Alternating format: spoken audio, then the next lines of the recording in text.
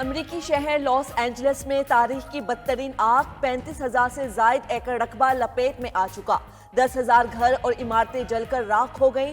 ہلاکتوں کی تعداد 10 ہو چکی۔ 2 لاکھ کے قریب افراد نقل مکانی کر گئے۔ امریکی میڈیا کے مطابق آگ نے کئی پرتعیش گھروں کو ملیہ میٹ کر دیا۔ صدر جو بائیڈن کے بیٹے کا گھر بھی جل گیا۔ اندازے کے مطابق آگ کے باعث $150 ارب سے زائد کا نقصان ہو چکا۔ متاثرہ علاقے کی سیٹلائٹ تصاویر بھی جاری۔ شہر کا بڑا حصہ سلگتا نظر آ رہا ہے۔ تمام متاثرین انشورنس سے بھی محروم۔ رپورٹ کے مطابق انشورنس کمپنیز ماحولیاتی تبدیلی کے زیر اثر علاقوں میں گھروں کی انشورنس پہلے ہی ختم کر چکی ہیں۔ اپنی چھت کھونے والے شہری مشکلات کا شکار۔ شیرف رابرٹ لونا نے کہا، تباہی دیکھ کر ایٹم بم گرنے کا گمان ہوتا ہے۔ ایک طرف امریکہ آگ، دوسری طرف سے برفانی طوفان کی لپیٹ میں۔ امریکہ میں برفباری کی دوسری لہر نے بھی تباہی مچا دی۔ جنوبی حصے میں سب سے زیادہ متاثر ریاست ٹیکسس میں 1 فٹ تک برفباری ریکارڈ۔ سکولز اور دفاتر بند۔ 70,000 سے زائد شہری بجلی سے محروم۔ 2700 پروازیں منسوخ۔ ریلوے کا نظام بھی متاثر۔ برفباری کی پہلی لہر میں 5 افراد ہلاک اور درجنوں زخمی ہوئے تھے۔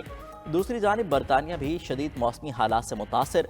برفباری سے معمولات زندگی منجمد۔ برطانیہ کے مختلف حصوں میں درجہ حرارت -15 تک گر گیا۔ اسکاٹ لینڈ میں 150 مقامات کے سیلاب کی منتخب امریکی صدر ڈونلڈ ٹرمپ سزا سے بچ گئے۔ ہش منی کیس میں مجرم ثابت ہونے کے باوجود بری قرار۔ نیو یارک کی عدالت کے جج جوان مرچن نے ٹرمپ کو غیر مشروط طور پر 34 الزامات سے بری کر دیا۔ ٹرمپ کو کسی جرمانے، پروبیشن یا جیل کا سامنا نہیں کرنا پڑے گا۔ پیسے دے کر جرم چھپانا ٹرمپ کے ریکارڈ میں شامل رہے گا۔ ڈونلڈ ٹرمپ نے کیس کو خوفناک تجربہ قرار دیا۔ امریکی میڈیا کے مطابق ٹرمپ امریکی تاریخ کے پہلے صدر ہوں گے جو مجرمانہ ریکارڈ کے ساتھ صدارت کا عہدہ سنبھالیں گے۔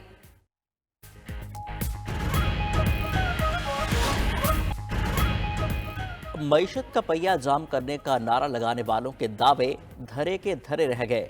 وزیراعظم شہباز شریف کا ریکارڈ ترسیلات زر بھیجنے پر اوورسیز پاکستانی سے اظہار تشکر۔ کہا، دسمبر میں $3.1 ارب کی ترسیلات زر آئیں۔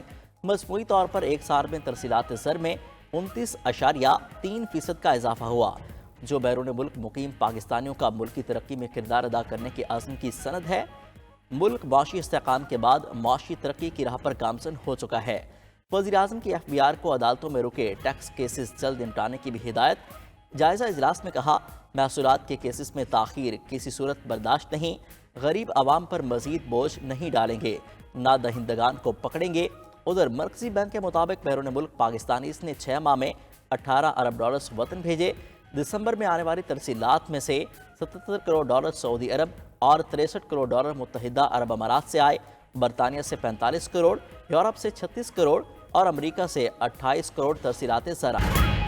PIA کی پرواز 4.5 سال بعد یورپ پہنچ گئی۔ 300 سے زائد مسافروں کا پیرس میں شاندار استقبال۔ ایئرپورٹ پر کیک بھی کاٹا گیا۔ اسلام آباد میں وزیر ہوابازی خواجہ آصف نے مسافروں کو الوداع کیا۔ جلد برطانیہ اور امریکہ کے لیے بھی براہ راست پروازوں کا عندیہ دیا۔ بولے ماضی میں اسمبلی فلور پر وزیر ہوابازی کے غیر ذمہ دارانہ بیان نے تباہی کو جنم دیا۔ 4 سال میں اربوں ڈالرز کا نقصان ہوا۔ ایسے غیر ذمہ دارانہ بیانات دینے والوں کا احتساب ہونا چاہیے۔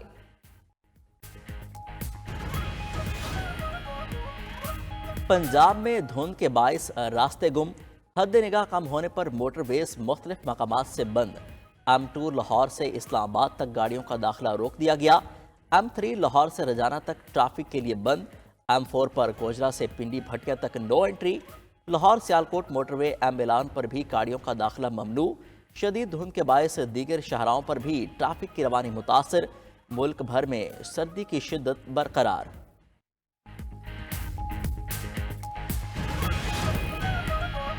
صدر مملکت آصف زرداری نے قومی اسمبلی اور سینٹ کے اجلاس بلا لیے۔ ایوان زیریں کا اجلاس 13 جنوری کو شام 5 بجے ہوگا۔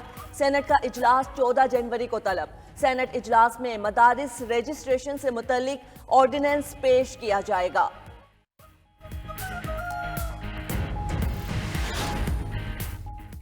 اوورسیز پاکستانی سے ترسیلات زر روکنے کی اپیل کا اثر 2 سے 3 ماہ میں نظر آئے گا۔ PTI کے سیکرٹری اطلاعات شیخ وقاص کا کہنا ہے، معیشت درست ہونے کا کہنے والے جھوٹ بولنے کے ماہر ہیں۔ 2022 میں شرح نمو 6.5% تھی۔ 2024 में 2.4 से भी कम रही। खोखले विजन सिर्फ नून लीग ही दे सकती है, लेकिन उड़ान पाकिस्तान में तो हद ही कर दी। मरीम नवाज की तरजीह सिर्फ अपने नाम की तख्तियां लगाना है। मुजम्मिल असलम ने कहा, मुल्क में तब्दीली पहले लाहौर से होती थी, अब पेशावर से होती है। हमारे दफातर से अब पंजाब वाले पूछ रहे हैं कि कैसे हमने मईशत को बेहतर किया। केपी का जो मजमूई कर्ज है, उतना शहबाज हुकूमत ने सिर्फ 1 हफ्ते में लिया है। नून लीग या पीटीआई अरकान की गुफ्तगू का मुज़ाकरात पर असर नहीं पड़ना। बानी पीटीआई खुद मुतनाज़ा गुफ्तगू करें तो फर्क पड़ेगा।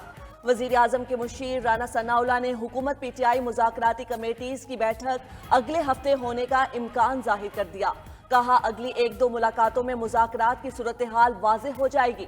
विफाकी वज़ीर अहसन इकबाल ने पीटीआई को मुल्क दुश्मन कुव्वतों का बड़ा असासा और आला-ए-कार करार दे दिया। बानी पीटीआई पर तनकीद करते हुए कहा, वो सियासी कैदी नहीं, करप्शन केसेस में सजा काट रहे हैं।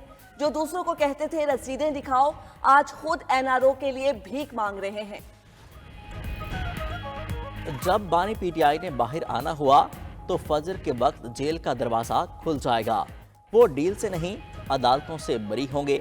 अलीमा खान की मीडिया से गुफ्तगू, कहा, पीटीआई पर किसी का कब्जा नहीं, बानी पीटीआई खुद जेल से पार्टी चला रहे हैं।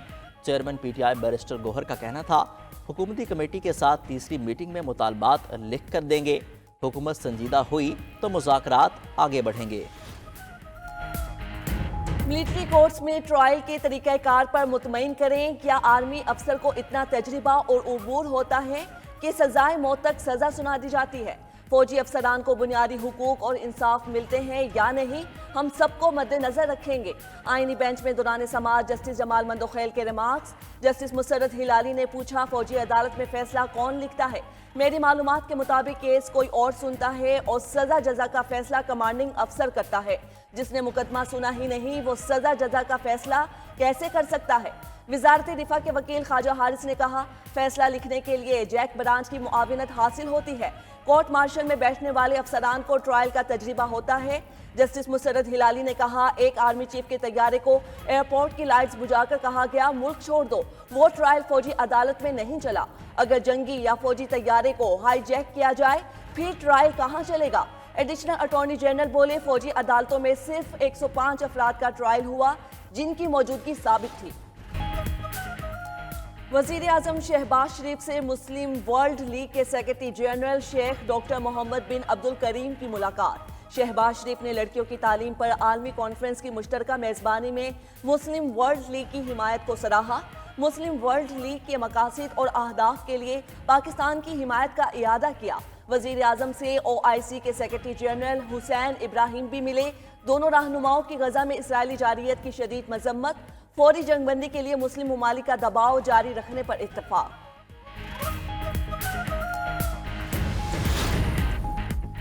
वजीर आला पंजाब मरीम नवाज का Multan university of science and technology का दौरा। गर्ल्स हॉस्टल का संगे बुनियाद रखा। यूनिवर्सिटी के मुख्तलिफ शोबों का मुआयना, जदीद गूगल क्लासरूम्स और डिजिटल लाइब्रेरी का भी विजिट किया।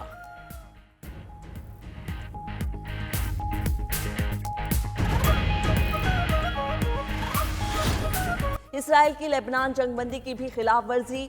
साहिली शहर टायर पर ड्रोन हमले में 2 लबनानी शहीद हो गए।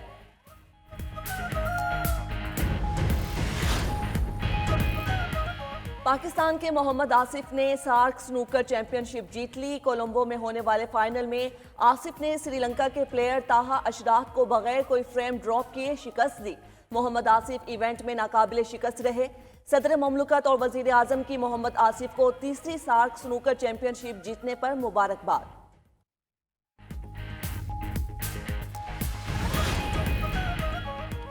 साबिक क्रिकेटर्स मोहम्मद मुश्ताक, इंजमामुल हक, सईद अनवर और मिसबाहुल हक PCB हॉल ऑफ फेम में शामिल। चारों क्रिकेटर्स ने एजाज को खूबसूरत लम्हा करार दे दिया। चेयरमैन PCB मोहसिन नकवी ने कहा कि साबिक क्रिकेटर्स पाकिस्तान के सफीर हैं। उम्मीद है नए क्रिकेटर्स इन अजीम खिलाड़ियों के नक्शे कदम पर चलेंगे।